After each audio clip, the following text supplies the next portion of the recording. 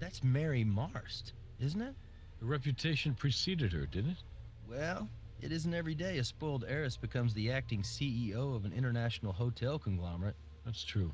The Marst Corporation. Mary was certainly Daddy's little girl. Well, this family has seen its share of tragedy recently. What is it, 2 years ago, Frank Marst and his wife Ellen died in a skiing accident over in Europe? Then Frank's will hands over the family business to Mary, only to have her nearly die in a car accident. She suffered second and third degree burns all over her body. I don't think she was expected to live, and that was over a year ago. Well, you gotta hand it to her. She always defied expectations. She was pretty tough. So tough, maybe someone just got tired of waiting.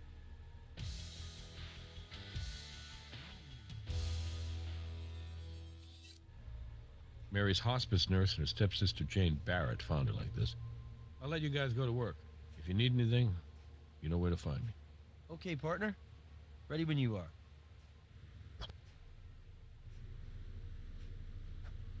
Excuse us, miss. We're with the Las Vegas Crime Lab. We'd like to ask you a few questions, if you don't mind. Starting with your name, please. I'm Pauline Liu. I'm Mary's hospice nurse, but I suppose you might have been able to guess that from the uniform. That is, or was, the unit which regulated Mary's morphine dosage. The mobility in the 2 fingers on her left hand allowed her to press the button on the regulator. By breaking the regulator, there'd be no control over how much morphine Mary was receiving. There'd be no way to monitor it. If Mary pushed the button too often, then a small safety latch inside the regulator would engage. The latch blocks any further signals into the mechanism dispensing the morphine. It's what prevents an overdose. Yes, and Miss Barrett, that's Mary's stepsister. She and I found Mary. Like this. About 7:45, I think. Miss Barrett visits us every Sunday and she usually arrives by 10 o'clock, but today she was early. She rang the bell about 7:30. Miss Barrett and I were together when we came into the room and found Mary just like this. I was just devastated. No, it's just not physically possible. Mary was burned over 75% of her body, and we're talking about burns which were second and third degree. The scar tissue is so extensive, her mobility had been limited to 2 fingers on her left hand. It's hard for me to say this, but I do believe Mary wanted to die. It's a miracle she survived the car accident, but the quality of her life from that moment on was extremely poor. It's difficult to imagine just how much physical pain she was in on a daily basis. We did as much as we could to ease that pain, but I know she's in a much better place now. Could she talk at all? No, the damage to her vocal cords was too severe. And she couldn't move enough to sign either. Miss Barrett once purchased a computer for Mary so she could literally talk through it. But even though you could operate the voice software with the touch of a button, Mary showed no interest in it. Are you familiar with the Nightingale Pledge? It's an oath nurses take, like the Hippocratic Oath. Part of it goes, I will abstain from whatever is deleterious and mischievous and will not take or knowingly administer any harmful drug. So in answer to your question, no, I did not assist Mary in ending her life. I have a small room at the house. Family prefers I refer to it as the Chalet. Anyway, when the family hired me, it was with the understanding that Mary required 24-hour care. I can't remember Mary ever having a call button, actually. I used to just check in on her 4 or 5 times a night. But I stopped doing that a few months ago when the doctor was able to adjust the regulator to administer a dosage which allowed her to sleep peacefully through the night. I should have never have stopped checking in on her. Maybe I could have saved her. No, Mr. Barrett, John, Mary's brother, well, stepbrother, actually. I'm sorry, it's a little confusing. He lives in the chalet. He told me he moved in right after they decided to check Mary out of the hospital. She hadn't been expected to live very long, and they thought it would be nice for her to live out the rest of her days looking out over the waters of Lake Merritt. He spent a lot of time with her every day, talking to her, reading to her. They were very close. When we couldn't revive Mary, Mr. Barrett got very upset and left the house. I don't know. I took care of Mary, but I was not particularly close to the family. I tried to be as inconspicuous in their lives as possible. Yes, of course. Have you ever seen one of these before? It's a device used with an IV to monitor a patient's dosage of medication. So it looks as though if Mary were experiencing some pain, she could just push this little button here, and the regulator would release a dose of morphine into her IV. See this? There's a serial number right along the broken seam here. So if we put these pieces back together at the lab, we should be able to read it.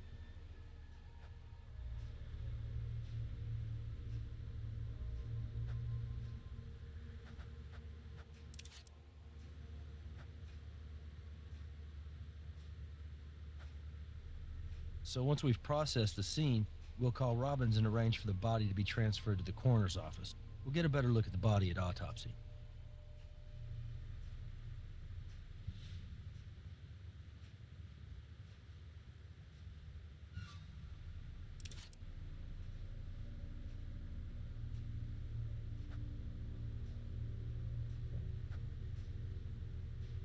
Miss Barrett, we're with the Las Vegas Crime Lab.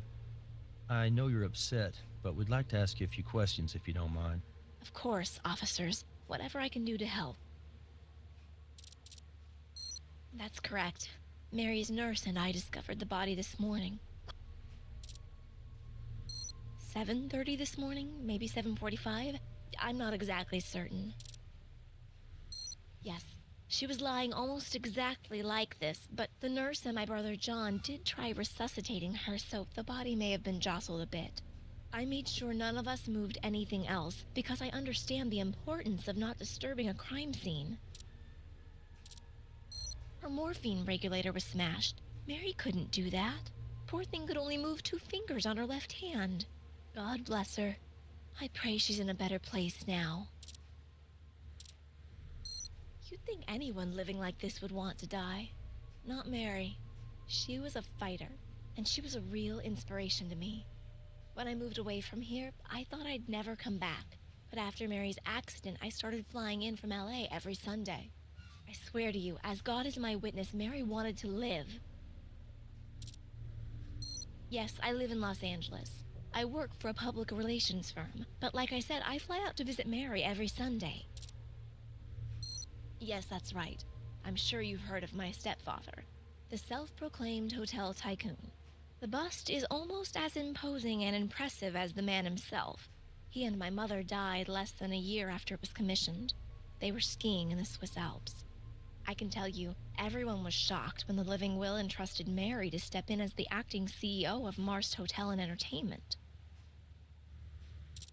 Well, needless to say, no one thought a party girl could take over the reins of a multinational travel and leisure conglomerate, including me. But I have to admit, we were all wrong. Tragically, the very same night she announced her retirement and appointed her successor, she crashed her car. Yes, it is. She was so badly burned, the doctors told us she wouldn't live through the night. I'll never forget the look on my brother's face when he heard the doctor say that. It's all impossibly difficult to describe to you. I mean, first our parents, and then Mary? It was almost too much to bear. But the way she fought, she was stronger than anyone could have guessed. She wanted to live. Mary's nurse let me in, and it was just like my normal Sunday visit. I wanted to tell Mary about my promotion. And then, as soon as I saw her, I knew something was wrong. I could tell by the paleness of her skin. I think I screamed, and the nurse screamed, and that's when John ran in and we tried to revive her. This is the family's chalet. When we all decided to bring Mary back here to spend her final days in peace, my brother John decided to move in too, so he could be with her and help take care of her. He and Mary were very close, much closer than he and I.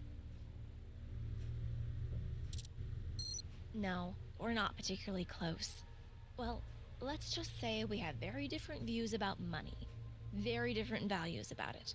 Growing up as an only child, Mary had always wanted a little brother, and John was more than happy to be spoiled by her.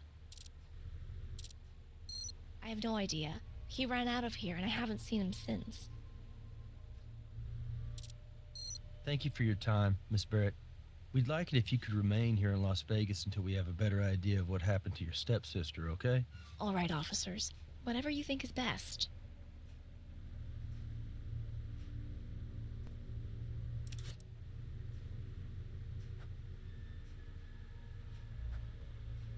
Shoe impressions?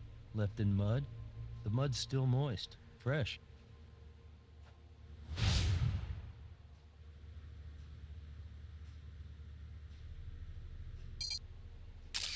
These muddy footprints have a very distinct tread.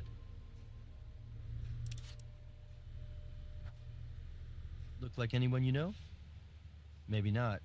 This bust is of the late Frank Marst, Mary's father. Looks like it's made of solid bronze.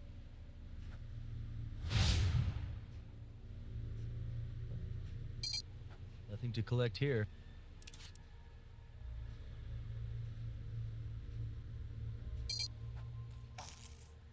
That's good. We'll be able to compare those marks back at the lab.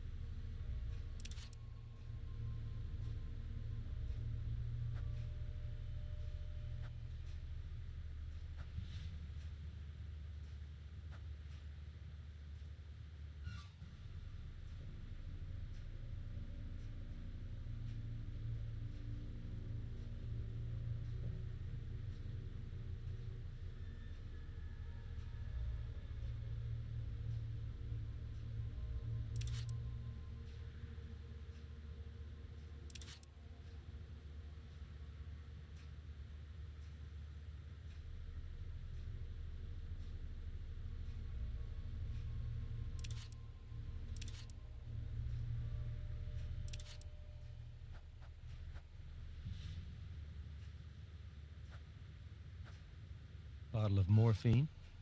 So there has to be a switch inside that regulator unit which prevents a patient from overdosing.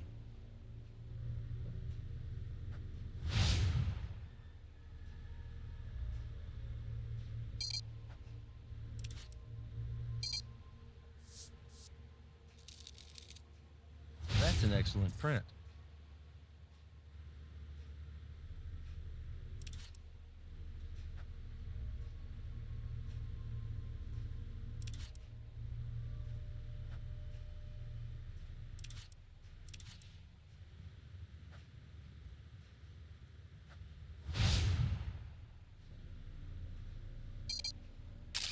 We should compare these footprints to the ones we pulled from the next room. Not bad for a preliminary assessment. What's next?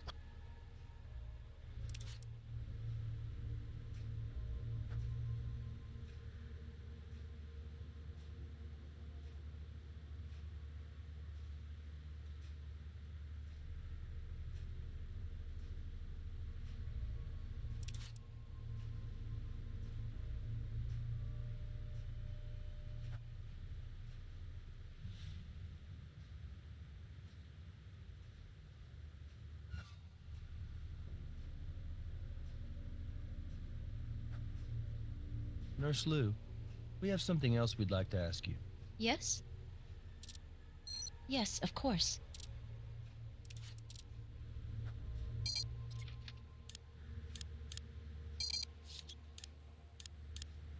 I'll call Robbins, tell him to send somebody down here to pick up the body, and I'll make sure the officers hold the scene for us, just in case we need to come back here.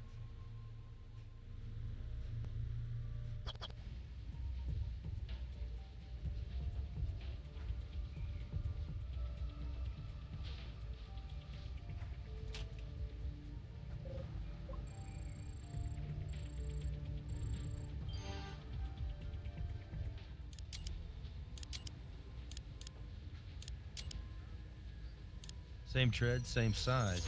So whoever passed by the bronze bust of Frank Marst also approached Mary Marst in her bed.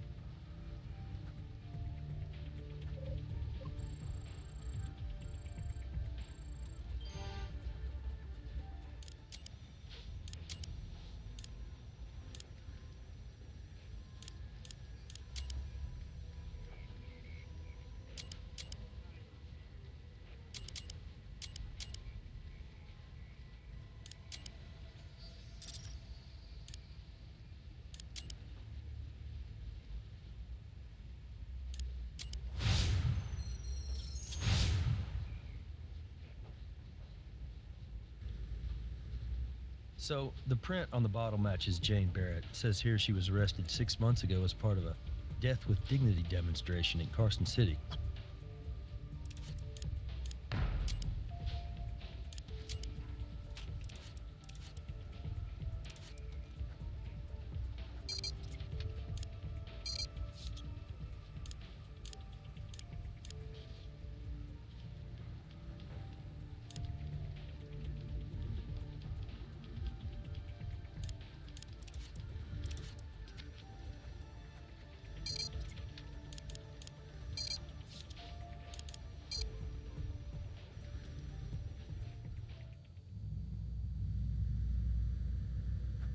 Hello again. Still working on your victim, but I can tell you her prelim tox came back with a toxic level of morphine. I should be finished with the autopsy pretty soon. I'll give you a call when I'm done.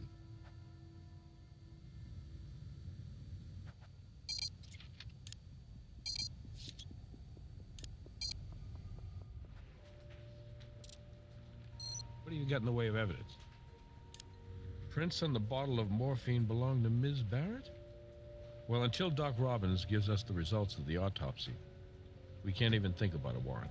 But maybe Ms. Barrett will come in here voluntarily to answer some more questions. No harm in asking her, right? Thank you for coming in voluntarily, Miss Barrett. Of course, officers. I'm happy to help with your investigation. To be honest with you, I'm uncomfortable with her appearance. She's trashy. She wears that nurse's uniform more like a stripper than a caregiver. However, John seems to think she does a good job, and Mary approved of her. No, of course not. Mary had already passed by the time I got here.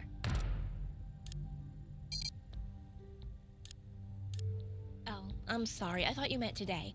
I did change her morphine when it ran out during my visit last week. Euthanasia? Well, it's one of those... In theory, it sounds like something which could be a good thing, but in practice, what scares me is the opportunity for abuse. Kids offing their grandparents in order to inherit the money to buy a new cell phone? No, I'm opposed to it. Even though the family's resources are available to me, I have tried very hard to remain self-reliant. Truthfully, my only indulgence is using the family plane to fly back and forth for my Sunday visits. This is my first time flying commercially. It was more frustrating than I'd expected.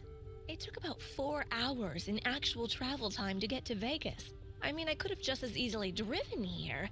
But you don't really need to hear about any of this, right? Sorry. Thank you for your cooperation, Miss Barrett. We may have some more questions for you at a later time, if that's all right with you.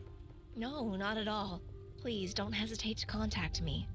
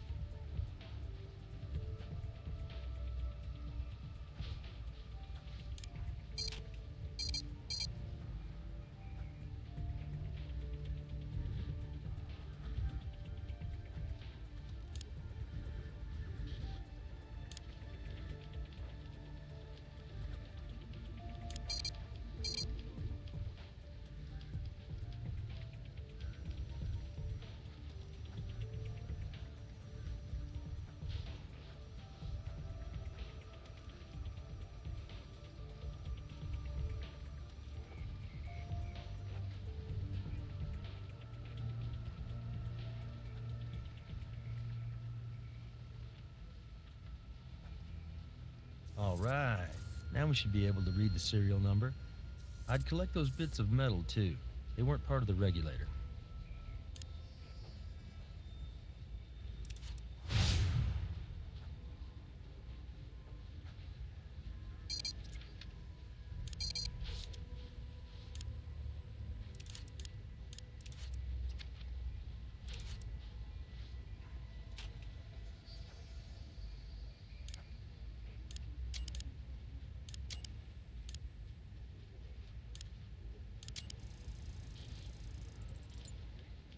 That's the record of Mary Marst's morphine usage.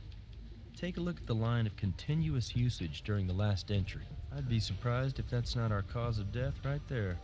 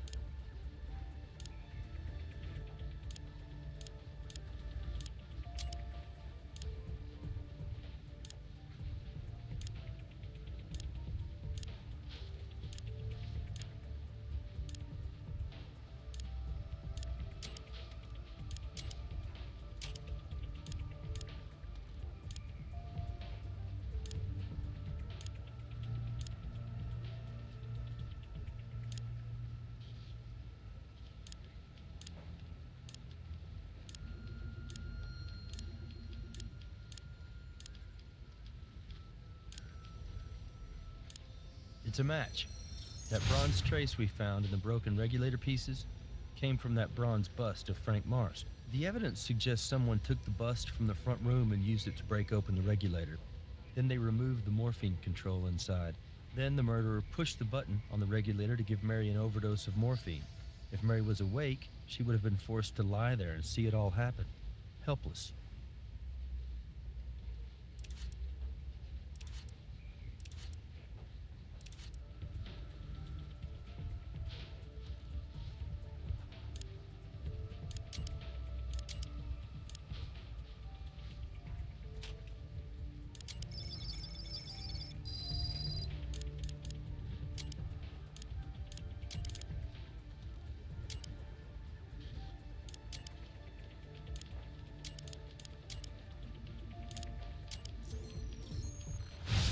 That's almost 100% bronze.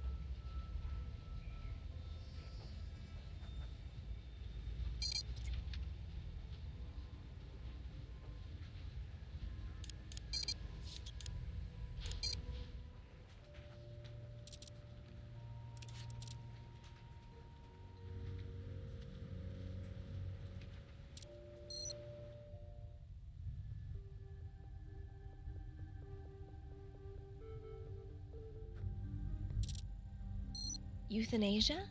Well, it's one of those... In theory, it sounds like something which could be a good thing, but in practice, what scares me is the opportunity for abuse. Kids offing their grandparents in order to inherit the money to buy a new cell phone? No, I'm opposed to it. Miss Barrett, are you aware that your fingerprints are on record because you were arrested 6 months ago at a death with dignity demonstration in Carson City? I wish I could chalk that up to youthful indiscretion, but obviously I was old enough to know better. Suffice it to say, my politics 6 months ago had more to do with my personal relationships than my personal beliefs. I don't mean to suggest that there's anything wrong with the death with dignity people.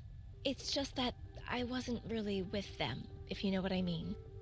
And honestly, having lived with Mary like this for all this time, I can't say I could make a decision like that. Especially because, even though she can't speak, I know Mary wants to live. I know that very much in my heart.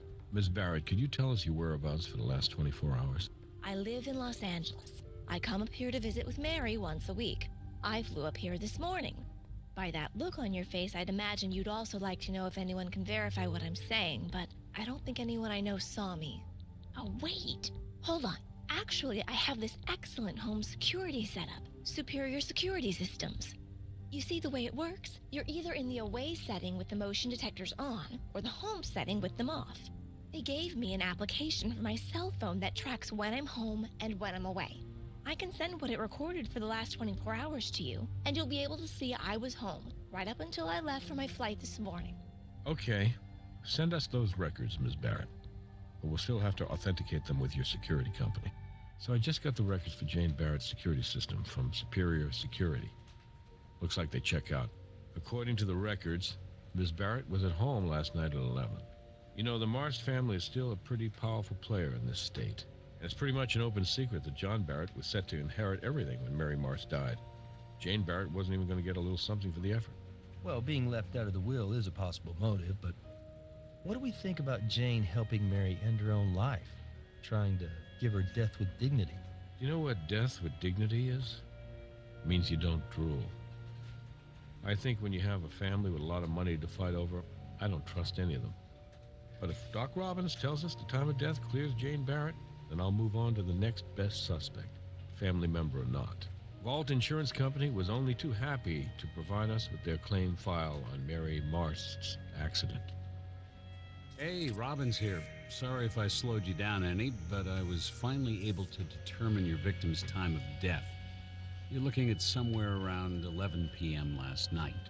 Why don't you meet me in the morgue when you're ready, and we can go over the rest of the autopsy results.